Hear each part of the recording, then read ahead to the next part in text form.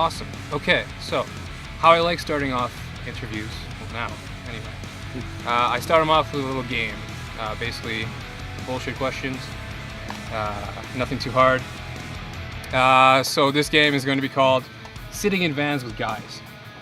That's what I do all day. Tell me how the band got together. All right, 2002, brothers Nick and Jonathan say, let's be in a band that doesn't play covers.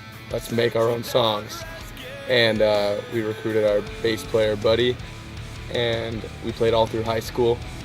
And after high school, we said, let's tour all the time. It's a lot of fun. This is what we want to do. Bass player says, I can't, I'm going to college. We got a guitar player and a bass player to replace him. They toured for a while. We were all broke. They were upset and they quit too. But Jonathan and I still like playing music even though we had no money. Got new guys to replace them and started making some money. And now we can tour all the time and be happy. And we signed to a real record label, so Fueled by Ramen Records. So that's the entire story, 8 years in the making right there. What about the name? How'd you guys come up with the name? I was trying to think of a band name forever, writing things in my notebook during class, just be like, oh man. And I wrote down the Swellers, and I don't know why, but I told the guys, I'm like, does that look cool? And they're like, yeah, but isn't there a band called that? And I was like, no. And they said, all right, cool, let's be that then, because we had to play a show in like 9 days. So we were like, well, we need a band name. We need to put something on our little demo that we recorded 4 days later. And 8 years later, we didn't really expect to still have that name, but no actual meaning or anything. Yeah, it never went away though, which is cool, and people seem to remember it. There's a million band names out there that are very easily forgettable. Yeah, and the thing is too, like the word isn't even a real word. So if you try and search anything, we'll always own whatever says the Swellers. So let's say there'll be a band like, we're called Burning Fall Tomorrow. You know what I mean? It's like, it's gonna be so hard to find that stuff because you have to be like burningfalltomorrowband.com. Or if your band is called Fireworks and you search for fireworks. Yeah.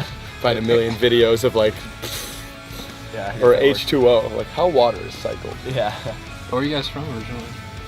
Well, we're basically born and raised in Michigan. Like we moved around when we were younger, but we lived in the suburbs of Flint, Michigan for the past like decade. And now Jonathan and I, we live together in the city of Flint.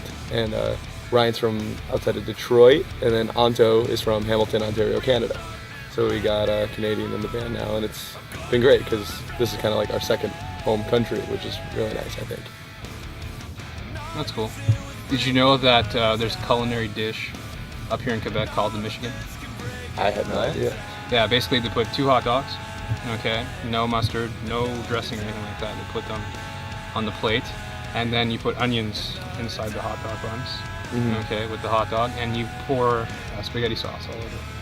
Weird.